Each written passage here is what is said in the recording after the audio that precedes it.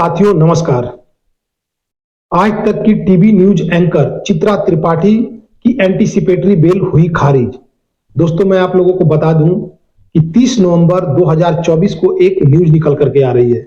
इन लोगों के ऊपर में 2013 से केस चले आ रहे हैं, जिसके अंतर्गत बहुत सारे मामले रजिस्टर किए गए थे। षड्यंत्र के मामले, पॉक्सो एक्ट के मामले, इसके अलावा आईटी एक्ट के मामले और चिल्ड्रेन का जो यौन रूप से बच्चों के चित्रित करने वाली सामग्री, तो ये सब केसेस इन पे चल रहे थे। बड़ी मुश्किल से केस भी रजिस्टर हुई थी। तो इसी मामले में कोर्ट ने इनकी एंटीसिपेटरी बिल को खारिज कर दिया है। इन पे गंभीर अपराध की धाराएं लगी हुई है, जिसमें पॉक्सो एक्ट के मामले, आईटी एक्ट के मामले, कॉन्स्पायरेसी के मामले, ये सब धाराएं इन पे लगी हुई है। तो डिटेल में समझते हैं कि क्या है ये मामला। मैं आपको बता दूं कि ऑन 14 नवंबर अर्थात 14 नवंबर को court has issued a non bailable warrant for Tripathi arrest for non appearing before it, saying that she was taking court proceeding quite lightly. Court के प्रोसीडिंग को ये लोग हल्के में ले रहे थे। A warrant was also issued against Syed Sohail, the news anchor of R Bharat news channel, और चित्रा त्रिपाठी आज तक की है। आपको बता दें कि इसके अलावा 8 media professionals had been booked for allegedly telecast and later uploading on the internet a video of 10-year-old girl in obscene and vulgar manner and linking to a sexual assault case against संत आसाराम जी बापू।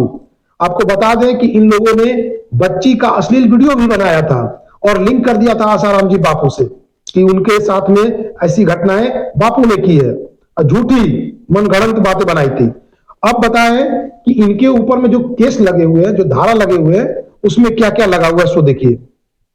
इन पे लगा हुआ है IPC की 120 अर्थात criminal conspiracy. इसके अलावा IPC की धारा है 469 forgery for purpose of harming reputation, किसी की रेपुटेशन बर्बाद करने के लिए, प्रतिष्ठा को हनन करने के लिए फर्जरी डॉक्यूमेंट्स पेश किया इन लोगों ने। इसके अलावा इनके ऊपर लगी है 471 यूजिंग एज जेन्युइन फर्ज डॉक्यूमेंट, मतलब इन्होंने फर्जी डॉक्यूमेंट को जेन्युइन डॉक्यूमेंट बता करके, सही डॉक्यूमेंट बता करके पेश किया है। इसके अलावा इन पे लगा हुआ आईटी एक्ट की धारा 67B पब्लिशिंग और transmitting of a material depicting children in sexual explicit act in electronic form.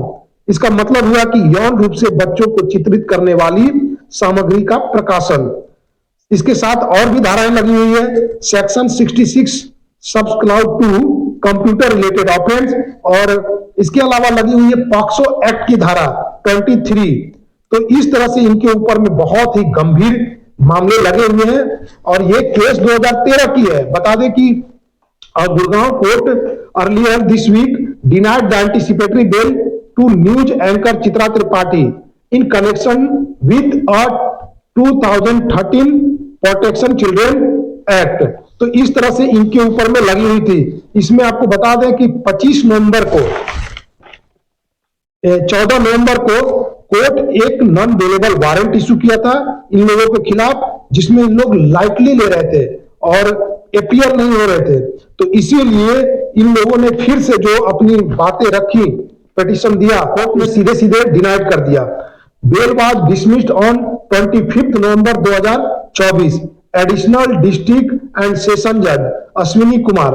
और उन लोगों ने, उनका क्या था कहना, उनका कहना था कि इन लोगों ने जो भी साक्ष्य प्रस्तुत किए हैं वो डिससैटिस्फैक्शन ऑफ द रीजन है, मतलब इन लोगों ने जो बातें पहले कर रखी थी वही बात फिर इन लोगों ने पेश किया, क्योंकि ये लोग फर्जी लोग तो है ही।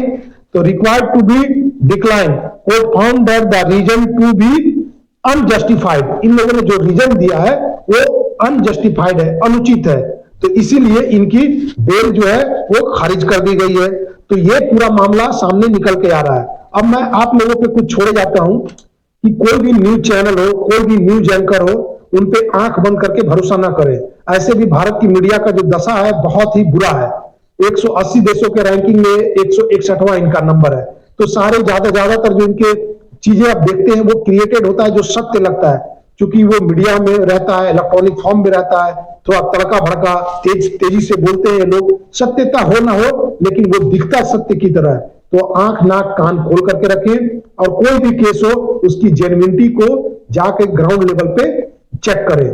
और अगर कुछ समझ में नहीं आता है तो मुंह बंद रखें, फालतू की चीजें ना बोले और ना सुने। तो अगर आप लोगों को कुछ नई जानकारी मिल पाई होगी तो जरूर कमेंट भी करें, अपने विचार रखें, और चैनल को अगर यूट्यूब पर देख रहे हैं तो सब्सक्राइब कर लें, और अगर फेसबुक पे देख रहे हैं तो फॉलो कर लें। फिर मिलते हैं नए वीडियो के साथ, नए तथ्यों के साथ। तब तक के लिए जय हिंद।